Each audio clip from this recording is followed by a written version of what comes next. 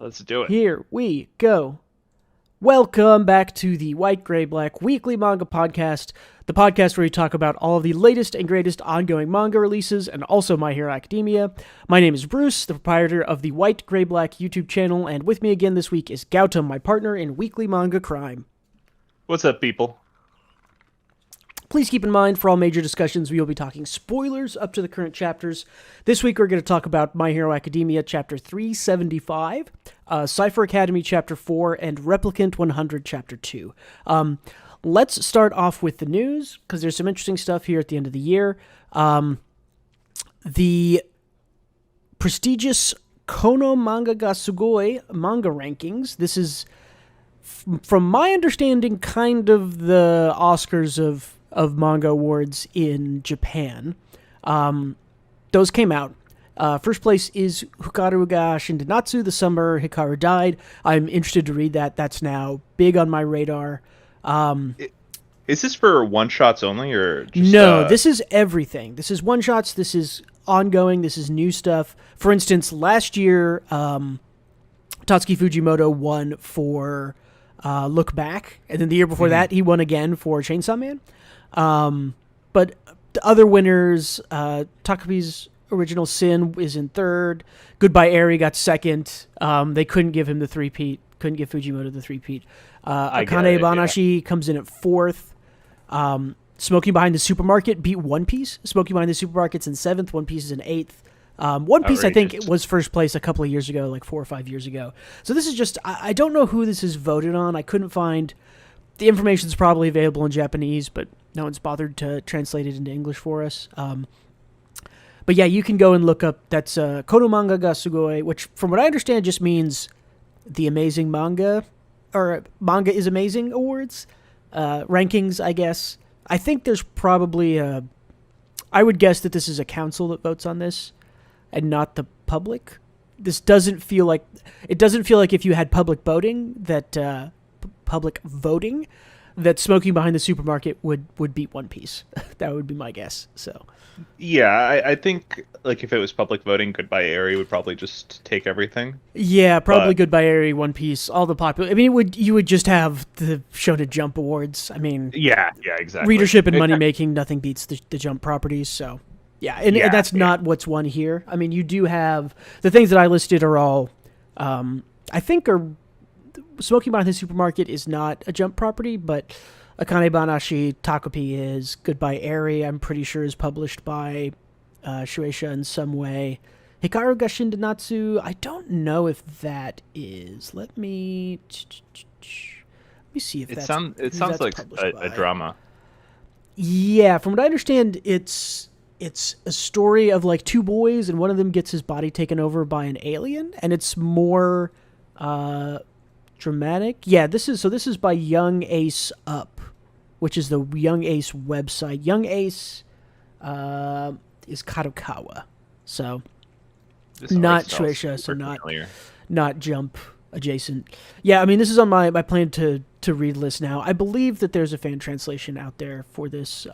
I've seen it, so yeah, if you want the full, do I have the full list? I don't think I do. No, the full list is really interesting. You can go look it up. Lots of good stuff on there. One of the other things was there was a weird, I think it came in at fifth. Yeah, I think it was fifth on this. There was this weird kaiju, what's the live action tokusatsu. It's essentially the story of these people who were in a like Power Rangers bad guy dress up club in college.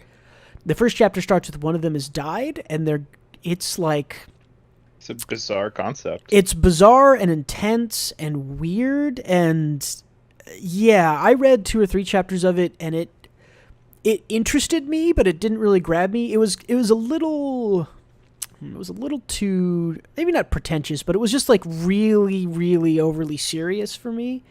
I'm generally looking for a little bit of a release, and I couldn't tell if it was going to have some like super dark turn, or if it was going to just be weird and like human stuff. Yeah, so I don't I don't know about that one, but that was like ranked 5th. That was an interesting one. That sounds weird. Here we go. Those are so this also separates. So the rankings that I'm talking about are for the. They do 2 lists of awards. One is just, I think, male awards, and the other one is female awards. Those are specifically, essentially, the male awards are for things aimed at males. That's shonen, seinen, and the female awards are josei, shoujo, stuff like that. So I didn't recognize anything on the shoujo josei side. I don't read much of that, and I think a lot of those are untranslated.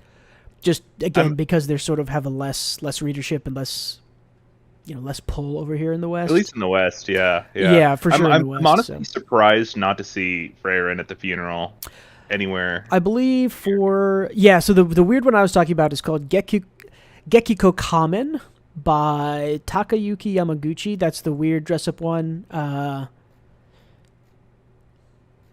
Tai. Is there another Tai? Yeah, I didn't. That's just in the top 10. So I think Freyrin was 14.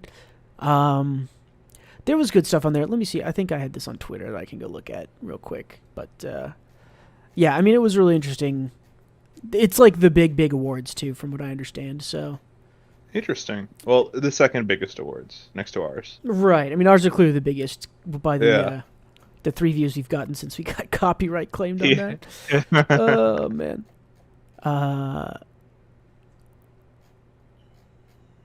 Full thread. Yeah, here we go. Yeah, like Dan to Dan was 26, Jujutsu Kaisen 44th. So it's a big list. I think it's 50 or more things that they list. But yeah, those is interesting there. I think I have a lot of respect for these awards just based on the things that are winning, because I think the things that are the top 4, I haven't read number 1, but I've read 2, 3, and 4. And they're some of, if not the best things I've read in the past year for sure. Goodbye Eri was amazing. Takabe's Original Sin was wonderful. I mean, wonderful is not the right word, but the ending is wonderful, and the rest of it is aggressive. And Akane Banashi is aggressive. Yeah, Akane Banashi is aggressive. The best new thing. One of the best new things. Did we pick that for best, or did Yomi no Sugai give it? I think Akane won. But I think so. Yeah, I think so. Yeah, I'm pretty sure we gave it to Akane, and that's the best thing of the last year. Smoking Behind the Supermarket's good. One Piece had a great year, I think, so I think it deserves to be top 10 there. Agreed. Yeah. Let me think. I caught up on One Piece at the start of 2020. I believe that's right. Yes. Yeah, you were catching up in December. So I started reading that December. Yeah, because you challenged me to read 100 chapters before the end of the year, 2019. I said I would. I did. Kept reading it. So I think it was about February 2020 when I caught up. So I've only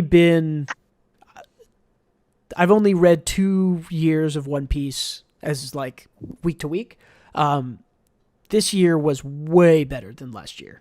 2022 was way better than 2021, essentially. 2021 was great, but 2022 was much better. Yeah, 2022 was insane because it paid off all the setup in 2021.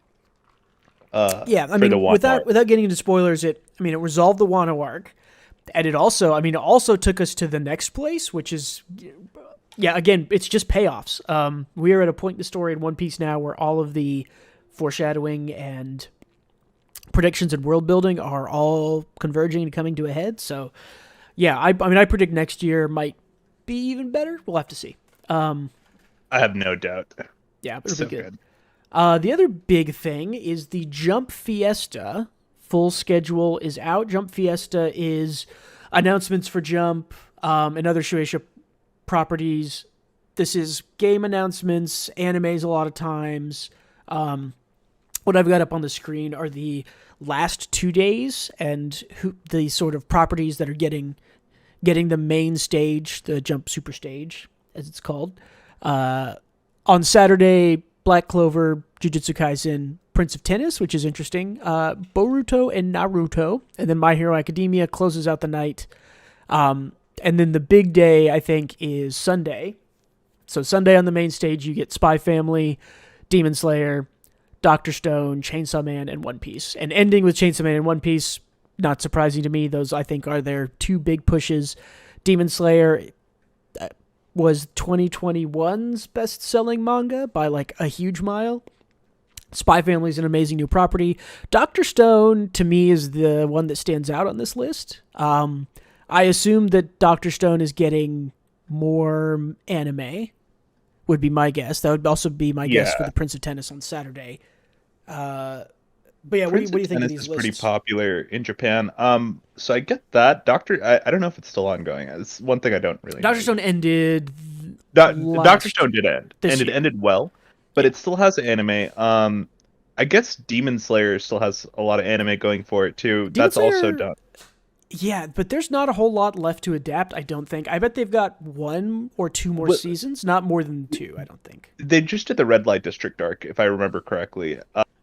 I'm not caught up on the anime. Yeah, but there's only, I mean, how many chapters is Demon Slayer when it ended? It was only like 160, 170, something like that, right? I feel like it's only halfway through if the Red Light District was a whole arc. Well, but it's only been 2 seasons, right? So 2 seasons. Yeah, I think it'll end in like 4 or 5 seasons. Yeah, like that would probably be total. Oh, yeah. Yeah. So it looks like One Piece and Hero Academia both get 1-hour slots, which makes sense because One Piece is the highest selling manga of all time, and Hero Academia is popular in the West. So yeah, 205 chapters of Demon Slayer. So a little more than I thought, but. Yeah, I mean, I'm more. I think Saturday's kind of like the B squad. I would say, like Black Clover is big; it sells well. Jujutsu Kaisen had a good year last year, this year, but isn't in the world of Demon Slayer. Naruto still holds power. My Hero again is a solid seller, solid moneymaker, but not in the realm of One Piece or Chainsaw Man. I think Chainsaw Man is gonna get this. My guess is. More anime announcements for virtually everything on the board, right? Black Clover, right. I think they have just an ongoing anime. I don't think it's stopped or sort of seasoned out in the same way. Jujutsu Kaisen will get a season 2 announcement or more info. I think we already got a season 2 announcement, but this might be a trailer for it. Prince of Tennis, I guess, new anime. This is I don't keep up or know much about Prince of Tennis other than it's a popular sports thing. So and he's royalty. Yes. I think of the B squad, like you mentioned, Saturday is the B squad. Yeah. I think Jujutsu Kaisen is the only one not part of the B squad. I think Jujutsu Kaisen's freaking huge. Really? I think My Hero's bigger than Jujutsu Kaisen. JJK? Yeah. I just by sales and viewer records. Like, I think you have to realize that Jujutsu Kaisen, it leans older. And I think because My Hero Academia has a younger skew, I think it's a bit broader. Like, I think there are 7 and 8-year-olds who are watching My Hero, and I don't think anybody under the age of like 11 or 12 is watching JJK. So JJK. If it were me, I'd either, if I had to call some the A squad and the B squad, Saturday would definitely be the B squad. Yeah, but I'd for sure. put Dr. Stone in the B squad. And that's why I called it out that it felt weird because Dr. Stone doesn't. To me, Dr. Stone does not pull the same weight that Chainsaw Man, Spy Family, Demon Slayer, One Piece do. My guess is, so there's a Black Clover movie coming out. We know there's a Black Clover movie coming out. We might get a trailer, more info on that. Jujutsu Kaisen will get trailer or more info. Prince of Tennis will get something new. Naruto, Boruto, it's weird that they're here. I know there's still an ongoing Boruto anime. My guess is maybe there's a movie coming for this, and then My Hero we'll just get another season, or again, maybe a movie arc. It's really close to live, the My Hero Academia anime. Right. So, and it just got a movie not too long ago, I feel like. It gets like it's gotten one a year since it's gotten popular, though. My guess is it just is getting another one. It makes sense. Well, yeah. Yeah, all right. Let's see. The big thing for us, especially here, is that we're talking about all this. From what I've heard, all of the live streams, or all of Jump Fiesta is going to be live streamed, which is not always true. A lot of times, I remember two or 3 years ago, maybe. I was watching, hand cam, cell phone recordings and translations. This is going to be full live streamed and with live English translation also, which is really great. They did not do this last year. Last year, I believe that they maybe only live streamed maybe the big stages. From what I understand, all of it, or most all of it, is going to be full live streamed in English, so that's very cool. We'll be able to just watch this if you're up at, 2 to 6 a.m. is probably when most of this is happening. Yeah, it depends on how degenerately I'm playing Teamfight Tactics, but yeah. Yeah, exactly. But that'll be really cool. I mean, if they do the One Piece panel, or whatever, Chainsaw Man stuff, you can watch it and read the subs. Neat. Yeah, let's see. What else? The Oshinoko anime got a first trailer. The first episode is going to be a 90-minute, and that's going to be in April, so that's spring season. That's anime of the season, probably without a doubt. The first, I don't know, 20 chapters of Oshinoko are pretty stellar. Yeah, honestly, I feel like Oshinoko hasn't dropped, so I just see good things for this manga's future. It's so weird. Did they tell us the studio? I forgot. It is, I think, Studio Dogo. Not a big studio, but again, I don't think. Well, it's fine. It's just like Studio David. Nobody really knew much about them before they started doing awesome fire animation for Fire Force. Well, I mean, they did JoJo for years before that, but did they? Were they the ones who did JoJo? Yeah, Studio David is JoJo. So. Okay, yeah, and admittedly, the animation in JoJo is often not great, so that isn't super big, but it's good. Doga Kobo is the studio.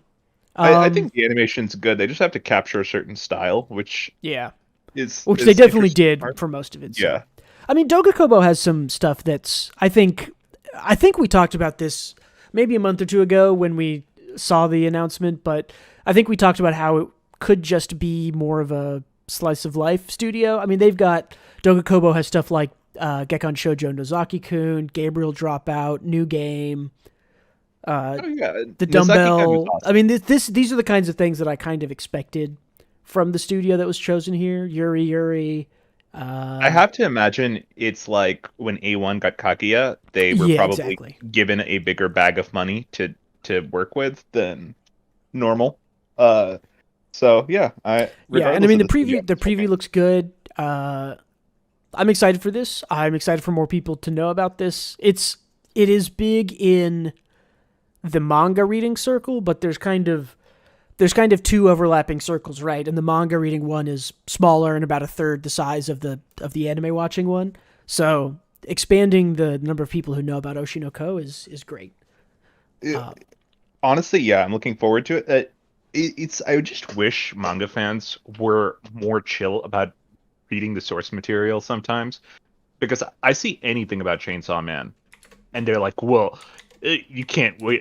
I can't wait for you to see what happens next." It's like, "Oh, this guy's gonna die, or someone's gonna die." Sometimes it was like, "Quit vague posting spoilers." Yeah, everyone. It's not minor. special. I mean, minor spoilers, but if you're watching it and on Twitter, it's already happened to you. But yeah, I mean, no one could post about Makima without someone maybe not spoiling it, but you're giving heavy. He doesn't know. It's like shut up. Yeah, let people enjoy shit without. Yeah. It's also like, well, yeah, we could talk about the Makima stuff specifically, but we won't. Yeah. I definitely agree with you. I thought you were going to go into how people like me, because I'm very adamant that almost no manga property is improved by becoming an anime. Very few of them are. I would say things like Full Metal Alchemist is improved because the actual art of Arakawa is good but not great, and the studio there was amazing. I think JoJo is improved, but there's a lot of things that it's just like I don't think Kaguya is better. Yeah, Attack on Titan definitely, because the art's not great in that. So I think another thing that really does improve it when it goes to anime, depending on the anime, of course. I agree with your point that most of it is probably just better as manga, but music, depending on how good the music is and just the track in general, it Yeah, can really elevate things. for sure. The music and the sound. If the sound is a big part and involved in it in the right way, that definitely improves the sort of manga to anime transfer there. But like for instance, like One Piece. If you ask me, do I like One Piece? I would say I love it. I think it's amazing. If you ask me if I like the anime, I would say no. I think it's dog shit. Like Wano arc has been good, but I cannot stand again. Speaking of sound effects, I cannot. It's a pacing issue. I hate that they will not let go of the late '90s era sound effects. They're so cheesy and stupid. They ruin every fight. Like, imagine a badass, it's Luffy versus the coolest ant dragon guy at the end of Wano, whatever, and he punches and it makes a boing sound like every time. It's so bad. I cannot stand it. I actually don't mind it. I don't know why. It just works in my brain. It literally ruins it for me. But yeah. Also, I feel like the Looney Tunes sound effects work for Wano particularly. Man, I think for the time that the first arcs were written and animated, it works just fine. One Piece is goofier earlier on, and when the big thing happens at the end of Wano, I think that they would fit there, but it's not there. It's like all the time. Everything's hyper serious, and the fights are dark and bloody, and it's like, oh, but Luffy punches, and it still sounds like literally like the 1960s rubber band sound effect. It's garbage. Yeah. I hate it. Isn't it funny how the sound effects work at the beginning, then don't work, and then work again at the end because of the specific context because of specific things that happened, which make it more cartoony and it fits. But anyways, side tangent anyway. So you've added a little note here. Hitohiro Araki, who's the author of JoJo, all the parts of JoJo.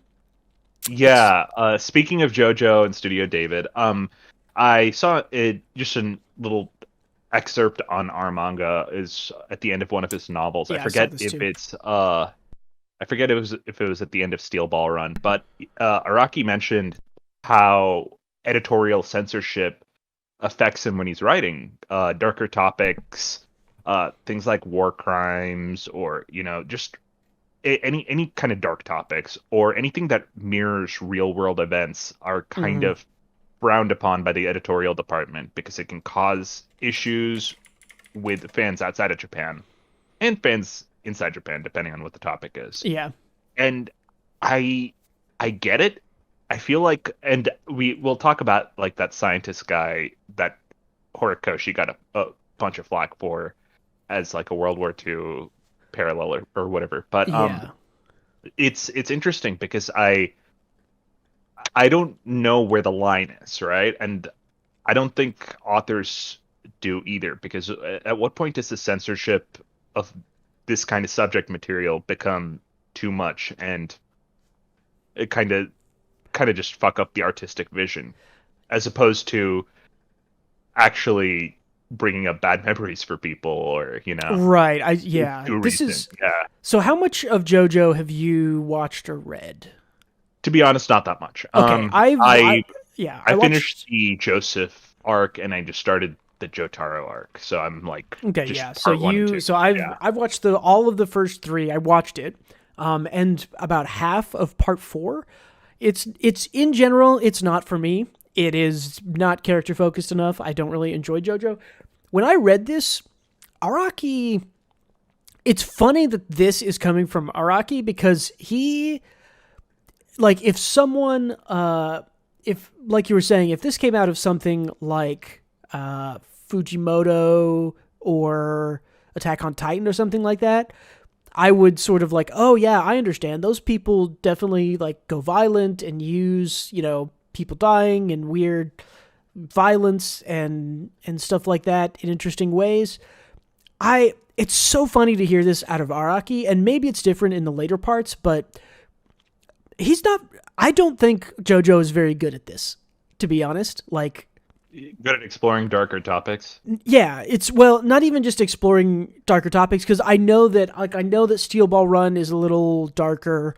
I've heard that. I know that the part that I'm just getting to in part 4, where there's the Kira, he's a mass murderer and he like takes people's hands, I think, something like that. Oh yeah, Yoshikage Kira. I don't know anything about him, but I know everyone has heard about him because it's apparently a good part. Yeah, the thing that he always gets memed on for, right, is like in the first 2 or 3 parts of JoJo, if an animal appears on screen at any time, that animal dies.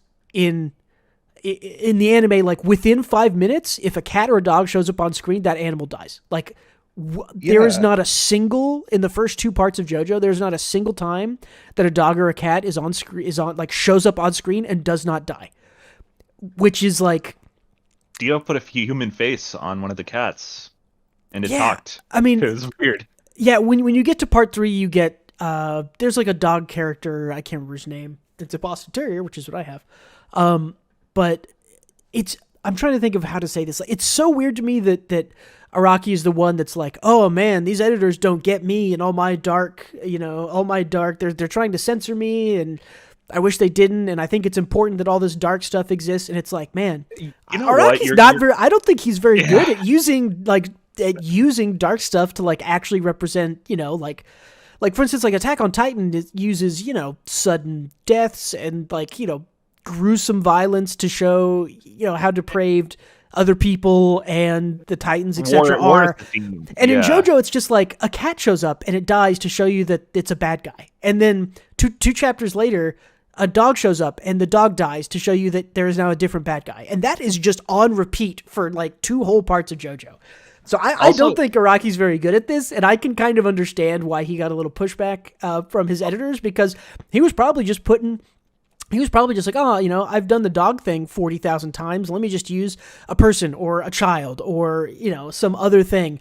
I don't think Araki's very good at using these sort of darker topics to feed his story. Now, do you think in part 2, when he made a Nazi a good guy, that ruffled some feathers? Because I remember there was a cyborg Nazi who became a good guy. Yeah. Kind of he was still a Nazi, yeah. It was very much the enemy of my enemy is my friend, and there are greater threats abounding. He would have written that in that's probably late 80s maybe, when Battle Tendency was being published. Like what a wild decision. I mean, the Nazi hated vampires, but he still hated the Jews, and that's not okay. You're totally right. I wonder if he did get pushback from that. I think Nazism has resurged, I guess. I'm not gonna get too political. It's more relevant in 2022 than it probably is in 1986 or whenever he wrote this, right? Yeah. So that's the same time that like Indiana Jones, the movies came out, and the Nazis are the bad guys in there, right? Even there's some kind of sympathetic Nazis in like the third one. The girl gets like tricked and stuff, but yeah, it was really funny. I tried to, it was just really funny for me to read this, because it's like, I could understand this if it was from someone, even like Junji Ito says like, oh, they want me to edit out, this is too violent or too dark for them. But like, JoJo, really? Like, is JoJo that dark? Are his like editors really trying to like... JoJo's kind of dark, but like for me, it's like hammy. It's like hammy dark. Yeah, exactly. Yeah. It isn't like real dark topics. Like I understand. I think specifically what he's talking about, and what I saw some of the comments talking about, is I think there's like sexual violence towards children in part 6. And that's probably one of the things that he was specifically referencing. I haven't read that part, but I can understand that. But I mean, I like JoJo because I see him becoming a better writer and author generally over time. And his endings are really good. Like the end of all the arcs has been pretty good that I've read so far. While the day-to-day stuff isn't. So I like JoJo because I like Speedwagon. Yeah. And JoJo's silly. Like Speedwagon just says everything we're seeing, and that's the reason I like JoJo. Yeah. Because it's like or like so when extra. You watch like when I watch part 3, like I don't like Jotaro. Jotaro's one of the most boring people I have ever seen on screen. Why is he so mean to his mom? Yeah, beside of that, he's a very one-note character. Right, like Polnareff is the goofball in part 3. That's who people love, the tall hair French guy. But even then, the end of part 3 is hype, is like super hype. Super And hype, it's yeah. got all the meme, like, oh, you're approaching me. Like, that's from the end of part 3. And the road roller and all that. Yeah. Yes. Road to Rolanda. It's good. Oh, man. As much as I say I don't like JoJo, it's not that I don't like it. It's that it is not for me because, we'll talk about this later maybe, but there's kind of two kinds of writers. There's what's called discovery writing and then sort of planned writing. Most authors will sort of plan out, what's going to happen in this arc or what's going to happen in my story. Like One Piece, right? Like Oda has clearly planned out his world. He's planned out what's going to happen. He knows he's planned what's happened in the past. Whereas discovery writing, which is what JoJo is, what Araki does, nothing is planned. He just kind of sits down and writes, and where it goes is where it goes. And he's admitted to that. Araki has said, that he just sits down and writes JoJo and doesn't really know where it's going or where it's going to end. That kind of writing does not appeal to me nearly as much as the kind of planned writing you get in like Attack on Titan or One Piece or Oshinoko, things like that, right? Where an author knows where things are going, knows how things are going to be resolved, understands the world around him. JoJo is not that kind of story, and again, it's not necessarily that I think it's bad. It's just that kind of story is not for me. I enjoy that kind of story a lot less. So, I think what I'm wondering is, do JoJo fans take the story seriously? Because to me, JoJo is like kind of like watching Sharknado. It's like it's hammy and goofy, and that's why I like it. But I don't know if this is and I feel the same way about like old Star Wars, just like hammy and fun.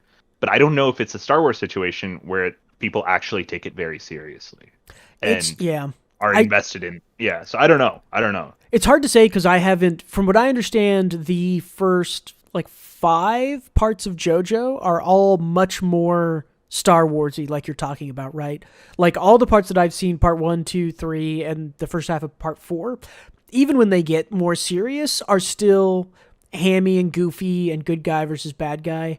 I think, and because I know that it's referenced in this sort of article, I think part 6 is a little darker and different and maybe less hammy, and maybe 7 also. Okay. So, and again, from, like I said, like the more you watch of JoJo, the more you kind of see Araki grow as a writer and get right. Like, I mean, it takes him a whole season to even understand what stands are, right? He creates stands at the start of season 3 of part 3. Has no idea what he's doing with them for the majority of part 3, right? And now in part 4, which is what I'm watching, stands are like much more well-defined, much more specific. They make much more sense. They all kind of follow the same similar set of rules. So I wouldn't doubt that by the time you get to part 6 or 7, he's grown as a writer and maybe things work a little better. I'll get there eventually, maybe. I watch JoJo sporadically when I just need something to put on, but... I have a question in relation to that, but let's pivot to another topic because I feel like this will be the JoJo pod if we don't. Yeah, and we're not. Again, I'm not the biggest fan of JoJo. You haven't consumed much of it, so we're not. We're not experts on JoJo here. Next thing on the news I've got is in the West, the Viz online manga reading. I don't know what the actual subscription is called. Used to be $1.99 a month. Super good deal. I would suggest it for anybody who wants to go and read manga, right? Not a paid ad, but if you want to sponsor, you can find my email. They're raising the price for that Viz online subscription to $2.99, which most people don't care. Who cares? $1.99 to $2.99, 50% increase, but doesn't matter because it's cheap. This is, I think this is smart of them, and I think who cares? Is this yearly or monthly? It is monthly. So this means that the cost of a year goes from $24 to $36. That's nothing for the backlog they currently have. So right. And you've got to think they're now essentially making 50% more, maybe not profit, but 50% more income for doing this. I think that if I were to ever have something that had a subscription, I would definitely start it at, $1.99, $2.99, like very low. Yeah. So. And honestly, get a Viz subscription, support your favorite manga. Yeah, it's great. And read My Hero Vigilantes, since it's the better version of what we're going to talk about here in a bit. Yes. Or if you don't want to pay money for that and you're looking for somewhere to put your $1.99, $2.99, you can find my Patreon in the description. I will gladly take your money. And as soon as we get a Patreon subscriber, we'll think about doing a bonus episode. But we don't have any, so there's no reason to do bonus content, I guess. There will be bonus content coming.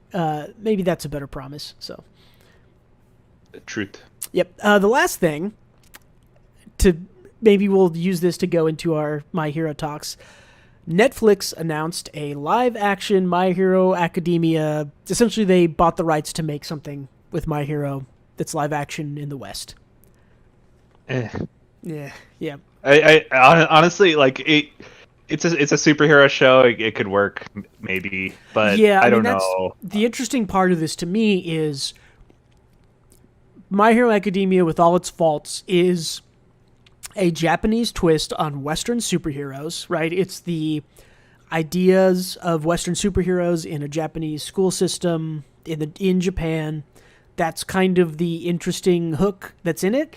And this is now going to be, okay, Western superheroes through the lens of Japan, now back through the lens of the West.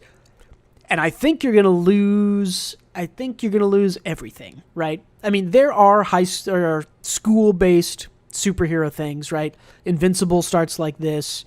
Sky High was kind of popular at times.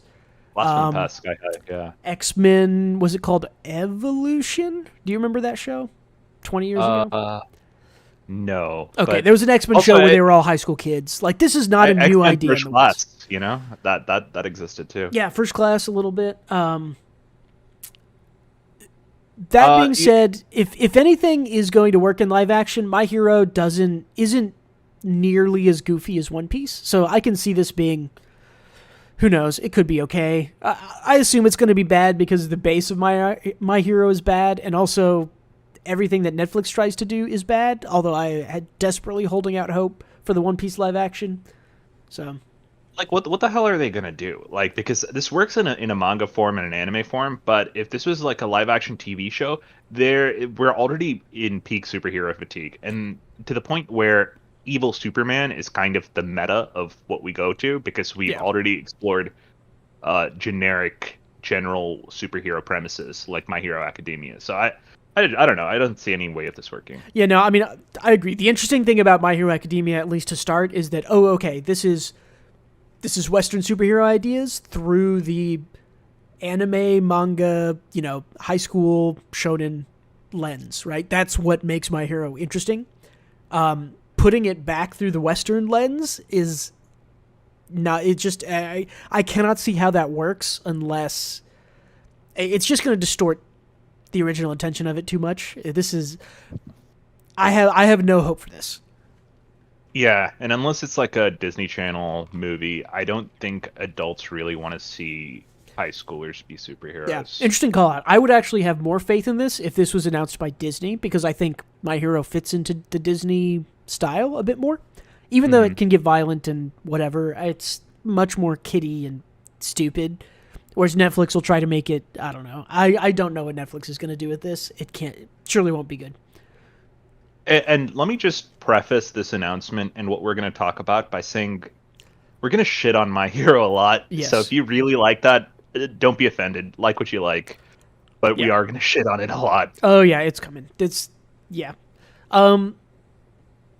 We'll take not a break. We'll take a side grade since then. Let's talk about let's do our predictions for next year, and then we'll end with manga discussions.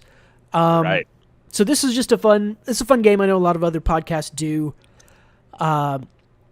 Just gonna guess 3 or 4 things that we each think is gonna happen next year. We'll check in probably around the same time, December, end of November, to see if we've gotten any of them right. Then if we do get them right, that'll be a movie ticket or a meal or something we'll buy for the other. So let's do it like this. Let's do one each and go in that order, and save your My Hero one for last, just so we can round it out. Okay, sure. Yeah, I'll go first then. So my first one, and this one I think is actually my longest shot. I hope this happens. I kind of doubt it will. this prediction for 2023 says that a Western, that is North America or EU, written, produced, drawn manga premieres in a major manga group.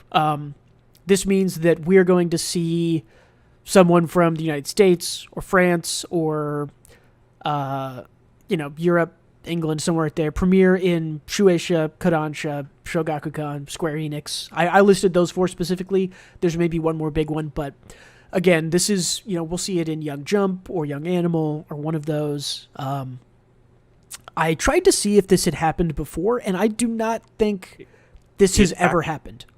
It actually has. One well-known one only, though. So in smaller, and a lot of the smaller publications they have. Yeah. So what's the one that you know about? It's called Radiant. It's a French manga. I read like 1 or 2 volumes of it. It seemed generic, like shonen fare. Mm. But yeah, it was interesting. It felt just like a manga. I didn't really feel like it was Western influence. Yeah, so I googled it. So that did premiere in Japanese, but that premiered in a Asukashinsha magazine, which is not a major publisher, right? That's a minor manga publisher. So because I do know that there have been some Western people involved with smaller publications. This is my guess is that specifically we're either going to get someone in Shueisha, Kodansha, Shogakukan, or Square Enix. Those are the 4 big manga publishers. Yeah, that's what I guess. I don't think this will be in Jump, because I think Jump is a bit too close-minded for this. They haven't made any moves that would tell me they're going to happen, but you never know. I also think their process won't work with anyone outside of Japan. Yeah, and I think that's those hours are crazy. I think you're right. I think that's likely why none of these people have. I think they have a very set in stone process of your editor does this for you, and if you're not in Japan and you can't meet with them, I think the in-person meetings are pretty big for all these guys and getting drinks after publishing and stuff. I hope that, I think with the work from home stuff that's been happening with COVID and kind of the broadening of Japan's remote work ideas, I think that we're poised this year or next year to get a Western person, published in one of these major things. I hope it's this year. Again, I think this is a long shot, but I think it could happen. So, what is? I think this happens eventually, even if it's not next year. What's your first one? Yeah, my first one. I have 4, so I'll give 2 since he started. I think everything new in Jump this year, with the exception of Ginka and Luna, will not be running by the end of next year. That's one of my hard ones. That is a hard one, because that means you think Akane Banashi is going to be canceled or end by the end of 2023. Because that published this year. Yep. Akane published this year? Yeah, it was our best new manga of this year. Oh, fuck, you're right. Okay, and Akane, because I don't think Akane will end. I was wrong. I don't think you get to add Akane. I think you have to rely on your... No, I'm adding Akane because I didn't consider. Okay, Akane and Ginka, because saying Ginka and Luna will survive is already enough of a hot take. That's true. I think Ginka and Akane are the only ones that will be running next year. I think everything else will either be axed or end. I say end because I think Ichinose family will probably just... I think that'll just be over in 50 chapters. Yeah. I think that's likely too. And my second one is also kind of a hot take. I think Kubo will start serializing Burn the Witch in proper next year. Because it's been...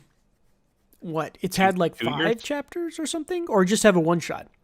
It just had the one-shot and the anime. And the anime thing, that's what it was. Yeah. Yeah, and those are my first 2. Yeah, the first one, I'm trying to think of what could last. We'll talk a little bit about it later, but I don't think Cypher Academy is going to last. Ginka, I honestly think the part that's going to bite you here is I think Ginka and Luna might get canned.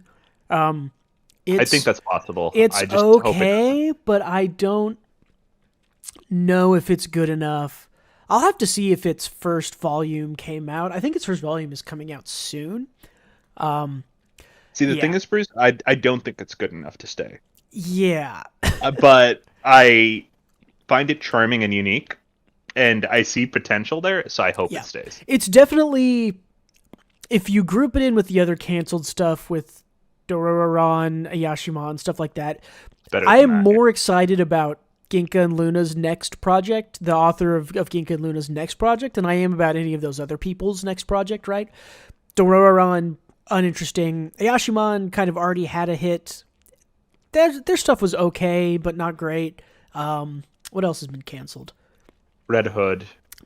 Yeah, I didn't read Red Hood, but a lot of people said it was. You specifically said it was pretty good. Yeah, I think Ginka and Luna. It's right on the edge where I could see it going either way, right? If the first volume sells okay, maybe it's all right. If it doesn't, I mean, I will say there are some things in Jump that I think are pretty middling and maybe appeal more to the Japanese than the West. Like me and Roboco, I've tried to read a couple chapters of, and I just don't like it.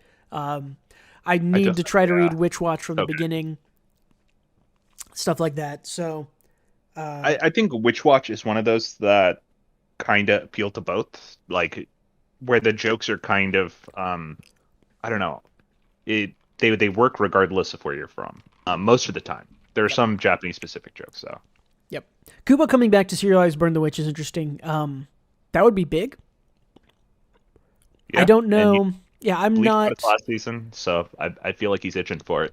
You think he's itching for it? I have noticed that he has been more active with the Bleach 1,000-Year Blood War anime stuff. He seems really involved in that. He's like drawing pictures like every week, like big, nice ones for it. So I think you're right that he is maybe itching to get back into it. I wonder if they will. I wonder if he wants to go weekly or if they'll give him bi-weekly or Jump Plus, maybe. We'll see. Yeah, I think if I had to guess, if he does do this, it will be a Jump Plus thing. I wonder if they would. I wonder if Shueisha would even let him go to Jump Plus. I feel like having the name Tite Kubo back in Weekly Shonen Jump would be too big for them to do that. They might just give him, whenever you get us a chapter, get it to us. We'll put it in. He got really sick from his schedule last time. Yeah, so which I assume was weekly. So. Yeah, which was weekly.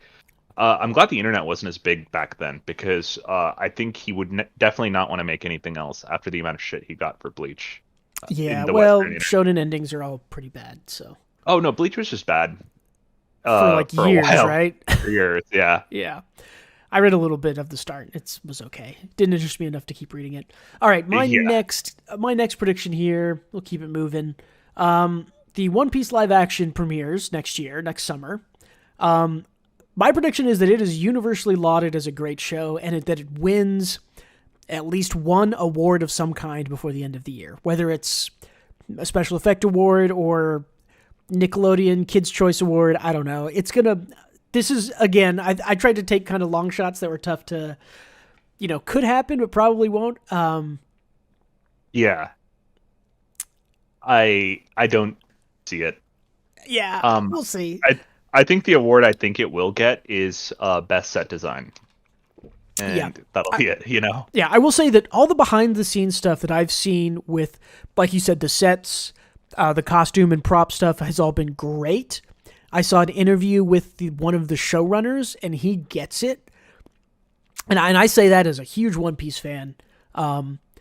There was an interview that like a VTuber did with him that I watched. I think I linked it to you maybe a week or two ago, where he was talking about Sanji not necessarily being a womanizer, but being more of a flirt. And I was like, yes, that's great. That's perfect. That's what he needs to be in the modern age. And a lot of the other stuff and how he would talk they had Oda on set and he would correct them on like, oh, you don't understand this scene. This scene's supposed to be this. And they would be like, oh, I get it. And the fact that Oda did that for them, even just like 2 or 3 times, right? A creator sits there and goes, oh, you don't get this scene. This scene is supposed to be about this. Having that kind of guidance means that the show in general should be better. They should understand the story better. I think this will probably be... my prediction is that this is actually a really decent show, and the CGI is dog shit and looks bad, because that's always been the part of One Piece that I think has been the hardest part to adapt into live action. It's not the stories, it's not the writing. All the people make total sense. It's always the devil fruit powers. They're weird, they're quirky, the people are strangely shaped. And I'm okay with sort of humanizing all the weird shaped people, but, Also, the fact that the main character Luffy has maybe the goofiest and weirdest looking body horror devil fruit in the whole series. So you're gonna see a lot of that. I don't think that's gonna work. I think everything else will. We'll see. Bro, I'm thinking it looks goofy even in the manga, but I hope they get goofy instead of whatever it was in Fantastic Four 2 where Reed dances and it looks terrible. Yeah, I don't know. I have no idea how they do this properly. I'm very much hoping I'm wrong and that you're right, that it ends up being lauded as a great show.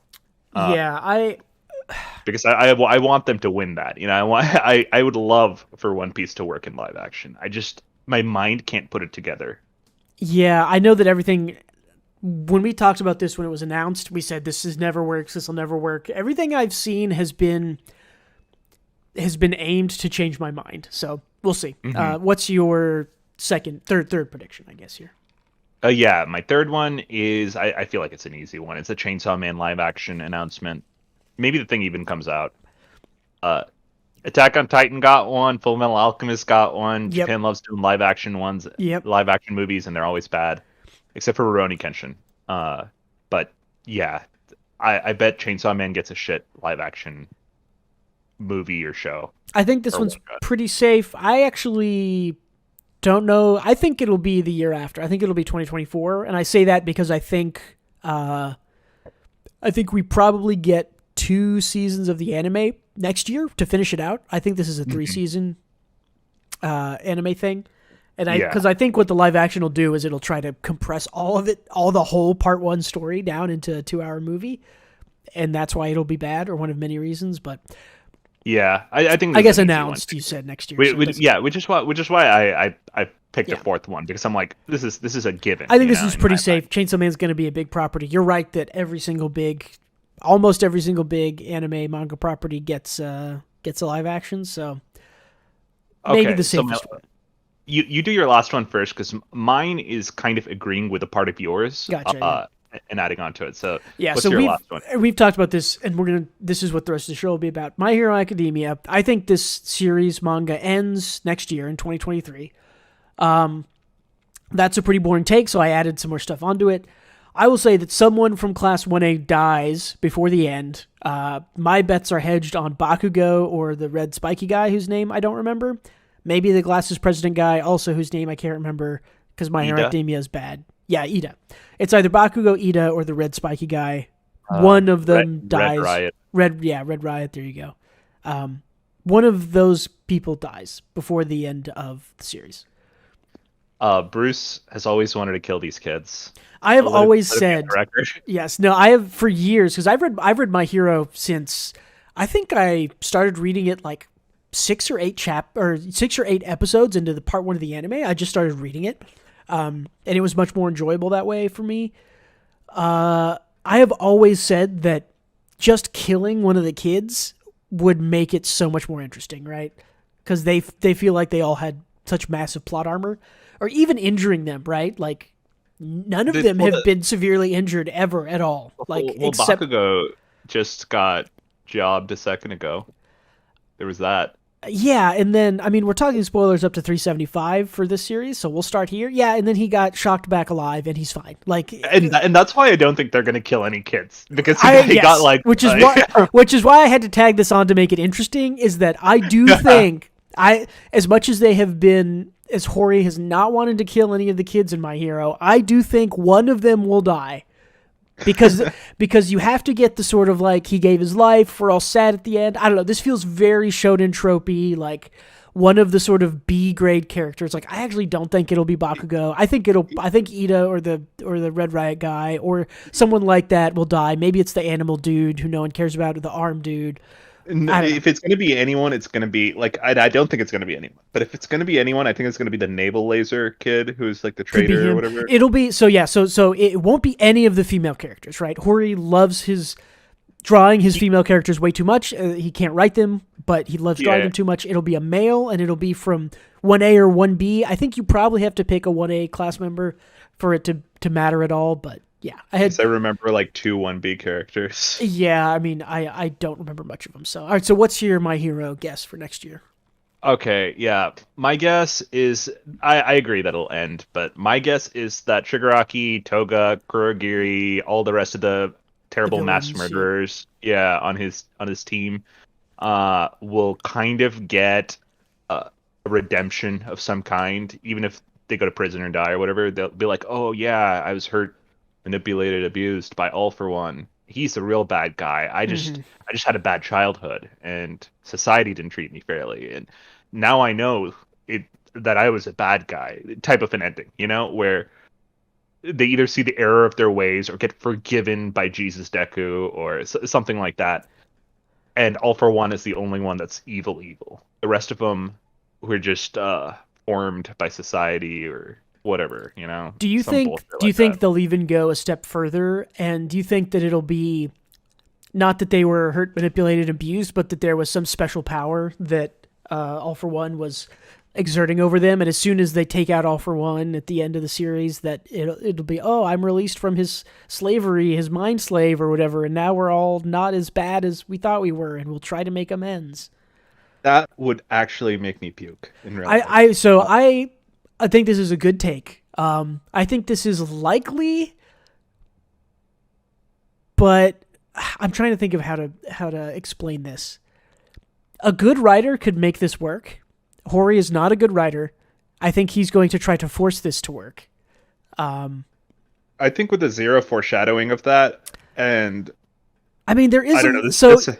I mean, that's the thing is there is a little bit of foreshadowing with like Toga. Yes, like she was made fun of in school, and even now with the spinner and the other like weird body shaped horrors or body shaped heroes are like they were clearly kind of abused by society. So there is a little bit, I would say, of foreshadowing and setup for this, that it would not come out of left field if it did happen. That being said, if it ends like this and they aren't all just locked up, like, who knows?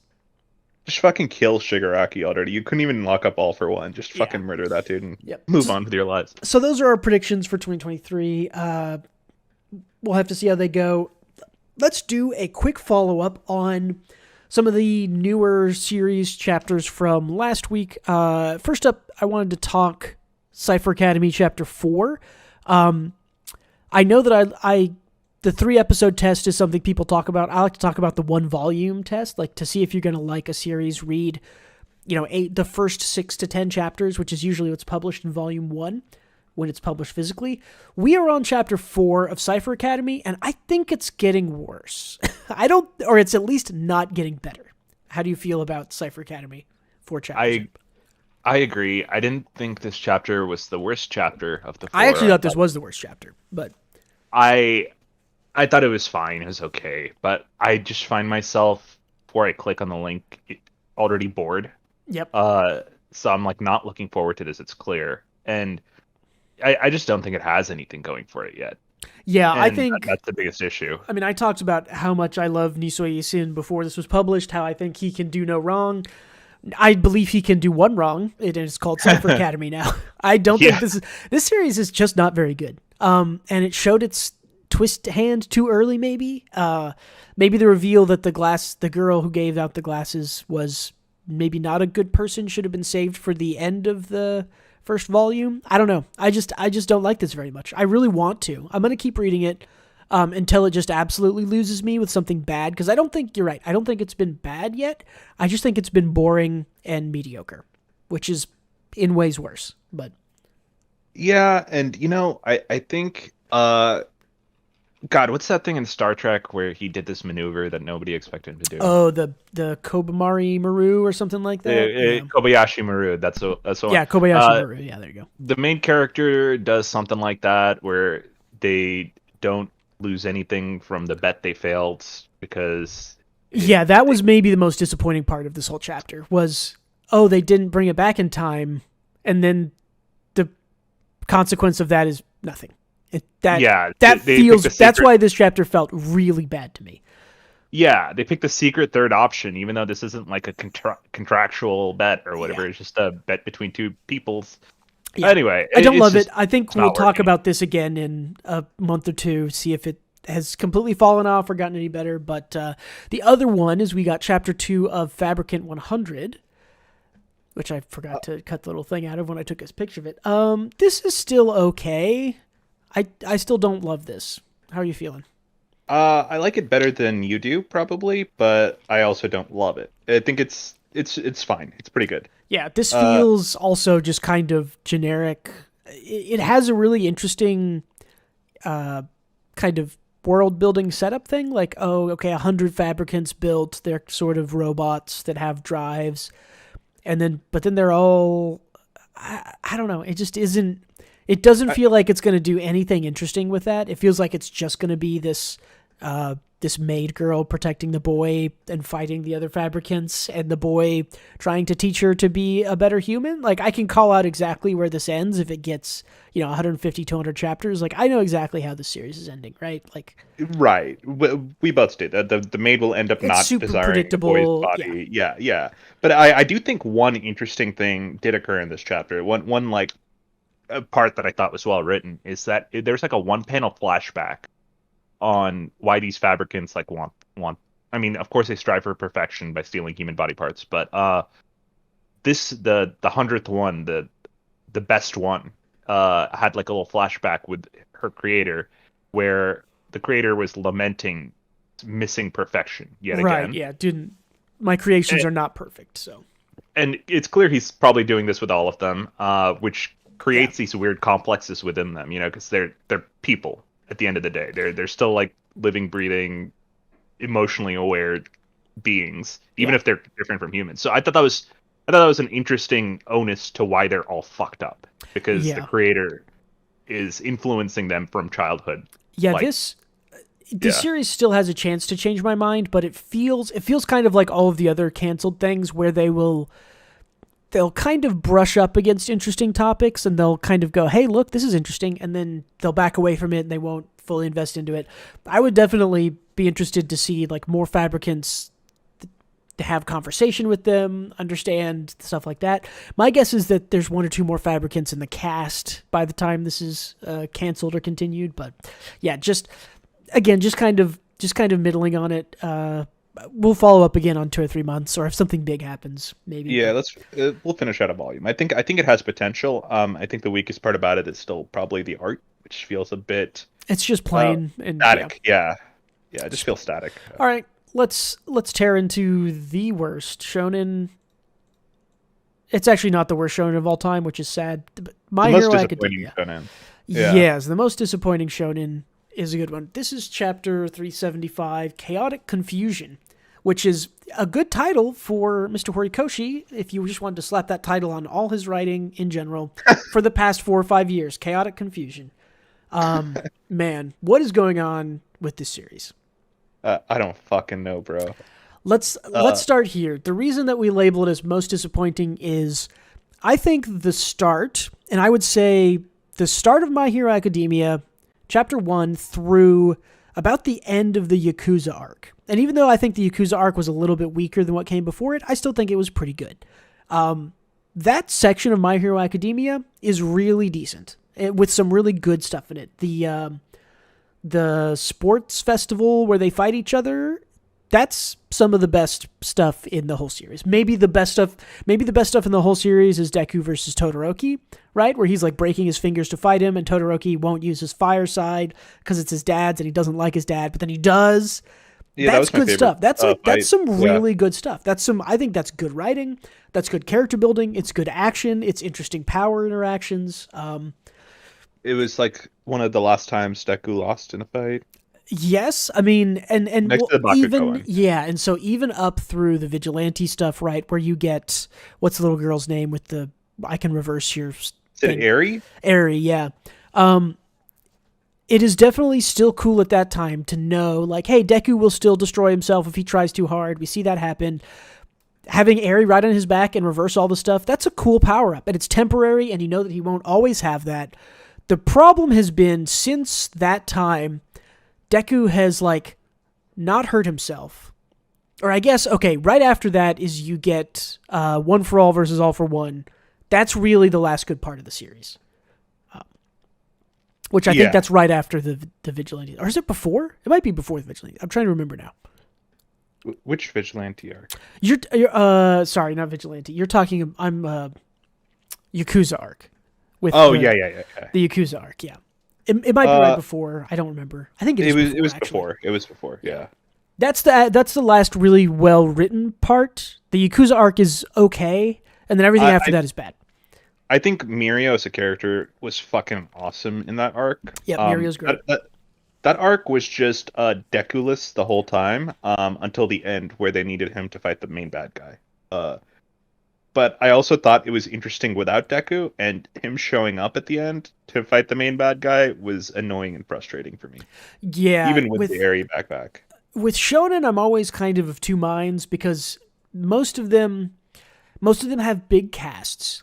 And they generally go one of two ways, right? Which is you either do One Piece, where huge cast, ever expanding, more and more people, but Luffy is always the main character, right? He always comes back. His fight is always the most important. He is always present.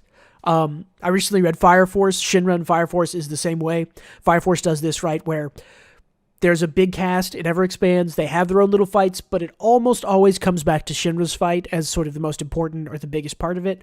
My Hero doesn't know what it wants to do, and it also has a bad main character who's boring and stupid, and so when it does focus on him, that also doesn't feel good.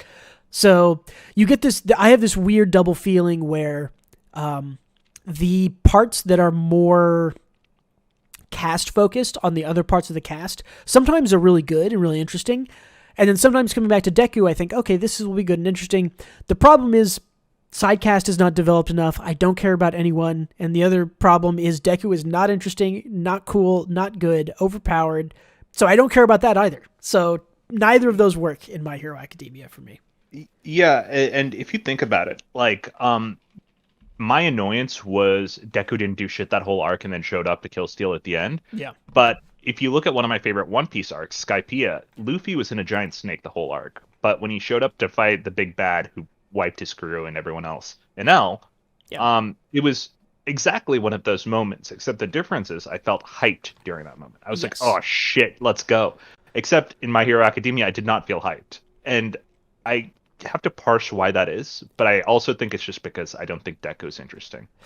I think that's the big issue, right? The real issue with My Hero Academia, when you boil it down, is that Kohei Horikoshi, God bless the man, an amazing artist, a great action artist, decent paneling when he has the time.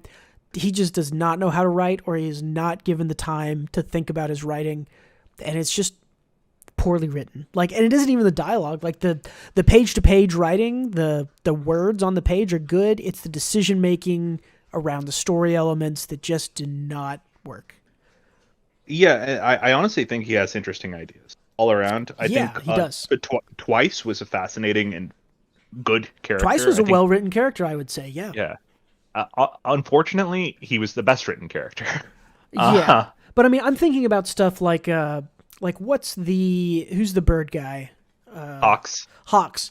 So I remember 2 or 3 years ago, whenever this happened, right? There was a reveal that Hawks was a double agent. And this all happens in one chapter, these things I'm about to tell about. There's a reveal that Hawks is a double agent. And then, like, I think 2 pages later, it's revealed that no, he's not a double agent, he's a triple agent, he's actually still a good guy.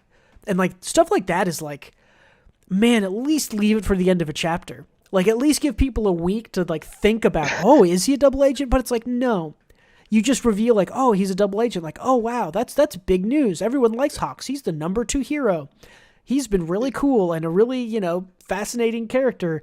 Wow, if he's a double agent, what does that mean? It means nothing, because you only get 2 pages of him being a double agent before he's not a double agent anymore. It's like, writing like that just is pervasive in My Hero Academia, and it's just dog shit.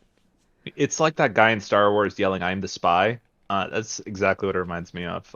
Wait, what are you talking about?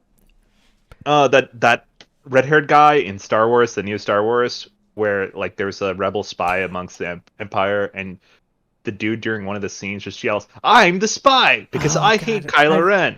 I like out blocked. loud. That's probably a 9, and I've blocked that from my memory. So That's a 9. Yeah, that's a 9. It's really bad. It reminds me of that. But you're right. It like just linger on shit for a little longer. yeah, I mean, the other thing that really pisses me off is I mean, everyone knows that flashbacks are. I'm not going to say they're necessary. They're an often used part of shonen, right? You're sort of telling a story in the present time. You need to know what happened in the past. Tons of flashbacks in shonen. Hori is maybe the worst user of flashbacks I have ever seen, like ever, of all time. This year or maybe last year, he had an arc that started, or like the end of a chapter was like, okay, we're here, we're ready to attack the hospital, I think it was. That's like the end of the chapter, right? We're here, we're set up, we're ready to go. Start of the next chapter, 8 days earlier. In that 8 days earlier, there's a flashback to like 2 weeks before that. Catches back up to the 8 days earlier, catches back up to the present day. And he's done that. He's done that exact thing 3 or 4 times since then, where he's done like a double flashback, or hey, we're ready to start the next thing, and it's like, oh, we'll start with the flashback that doesn't make sense. I cannot stand the way he uses flashbacks. They're just, Some it's real just awful. Inception-esque shit when it doesn't need to be. Yeah, and it's so going back to the planned writing versus discovery writing we talked about with Araki and JoJo.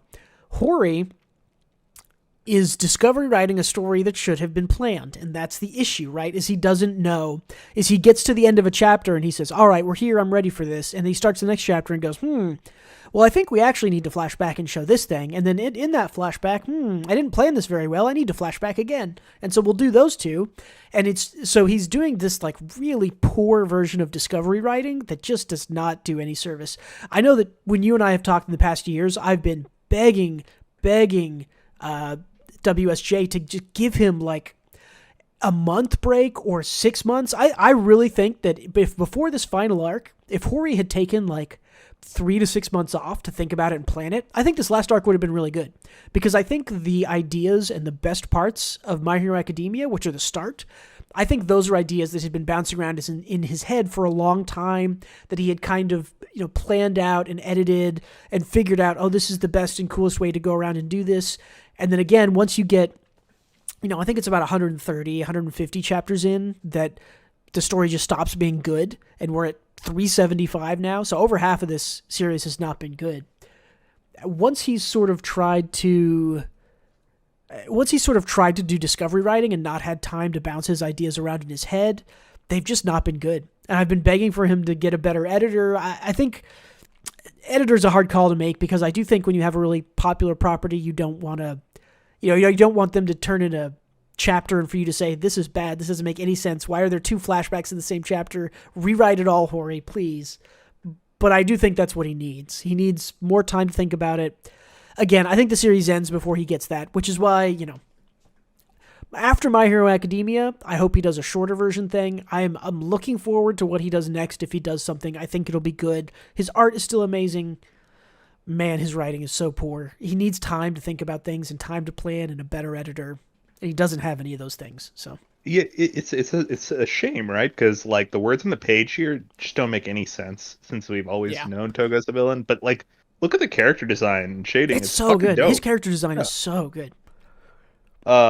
I think you're right, man. It's I think it's a dude who's like, I have 1 year before I am taking some PTO. I'm done with this in a year. And he announced that, and then he's like, oh shit, I have 80 characters whose character arcs I have to wrap up in some way, and a bunch of villains. What am I gonna fucking do? Yeah. And I think he's speed running at the moment.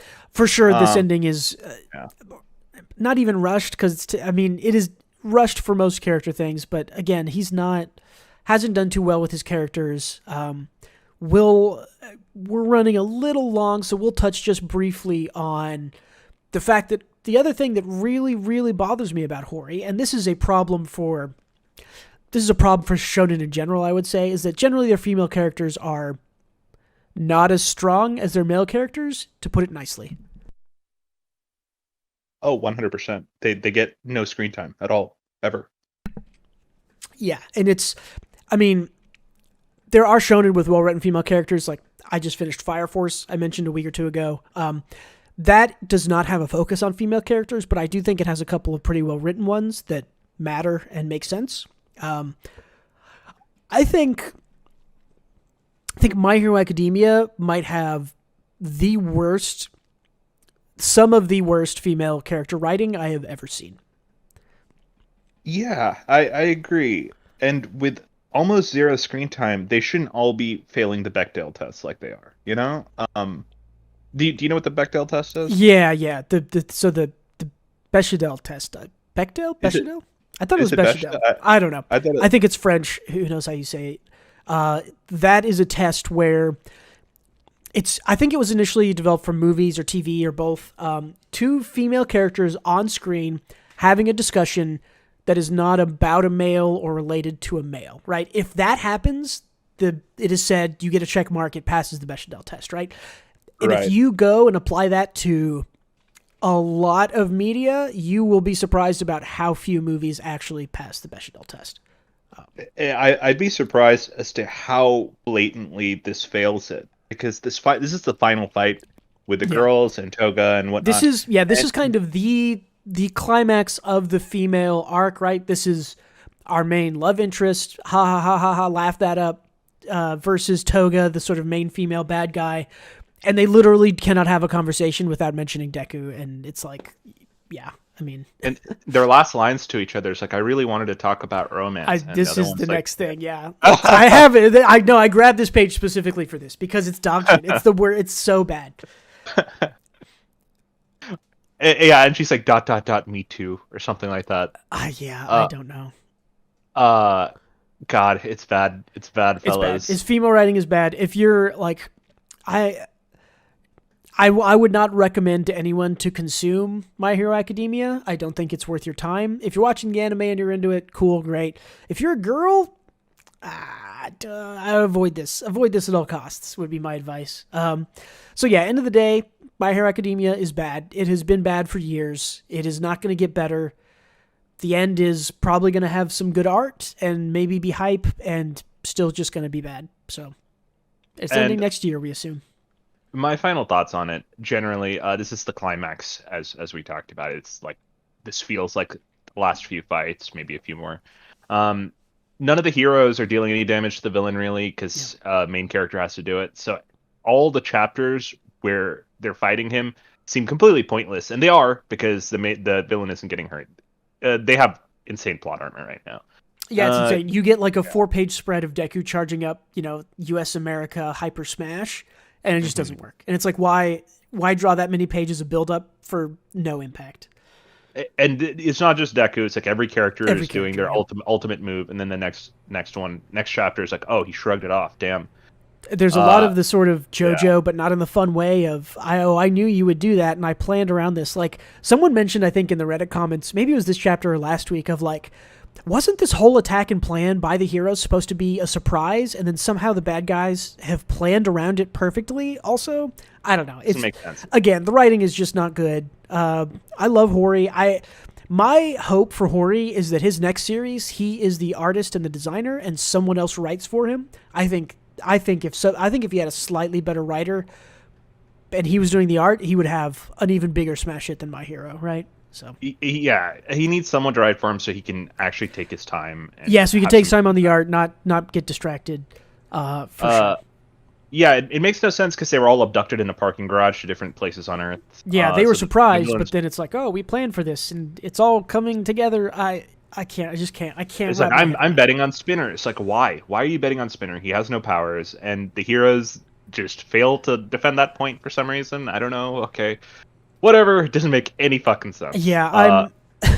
It's emotionally draining for me to talk about this series because it's one of the few series that I hate read. Right, like I don't enjoy reading this most weeks, and I read it because it's fun to talk to you and just shit Yeah, on it of how bad it on. is.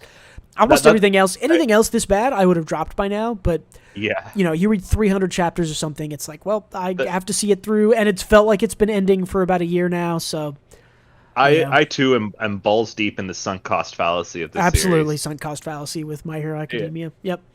All right. Wait, hold on, real quick. I do want Last to talk thing. since we're not going to talk about Hero Academia for a bit. Bakugo got his heart punched out by Shigaraki, the main villain, and this teacher named Spinner. we don't know his powers because he never got any screen time, does a heroic sacrifice by turning himself into string and going inside his body. Oh, And edge shot. Yeah. yeah, edge shot. Sorry, Yeah. I said spinner. Yeah, Yeah. and weaving his heart back together, but at the cost of his own life. And Yeah. first of all, I don't think Hori determined Edge Shot's power when he named him Edge Shot. No. It's paper because it has nothing to do with it. Also a call out. Before that happened, guess what we got for Edge Shot? It was a fucking flashback. Oh, did we really? Yes, there's a flashback before he goes inside, like literally, and it's right before he kills himself to save Bakugo. It's garbage. Can we please move on? Tell me about your one more thing. It's Ludwig's mogul moves, chess boxing.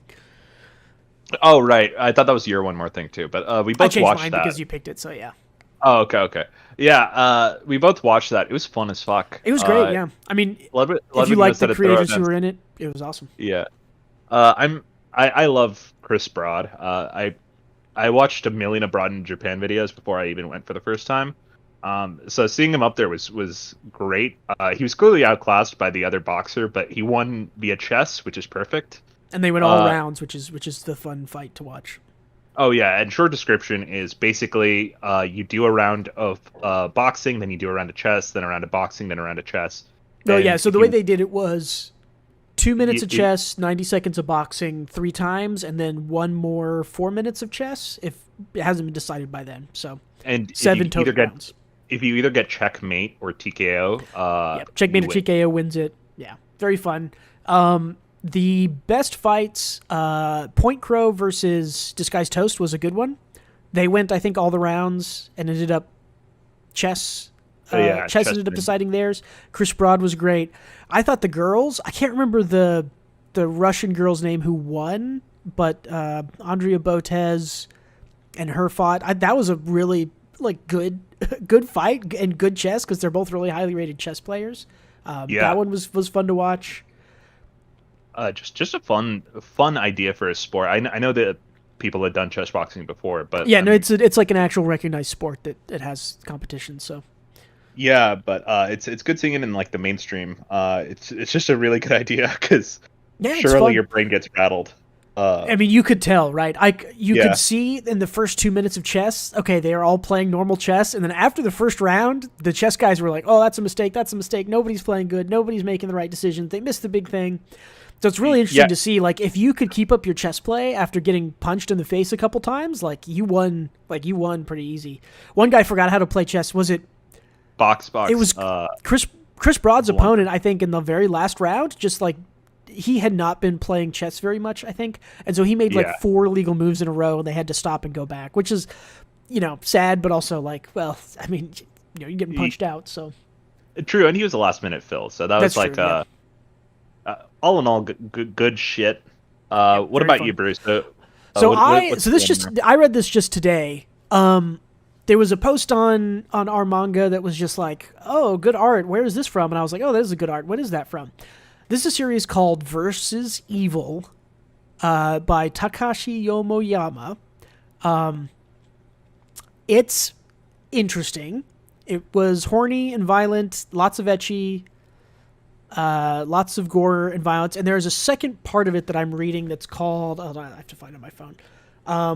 The second part of it is called Endergeister, which I have heard is better. But it was it's a funny name. Yeah, it's German. The main protagonist.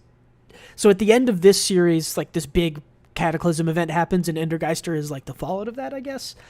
It's pretty interesting. I mean, I don't know. It's 19 chapters, and so it was super easy read.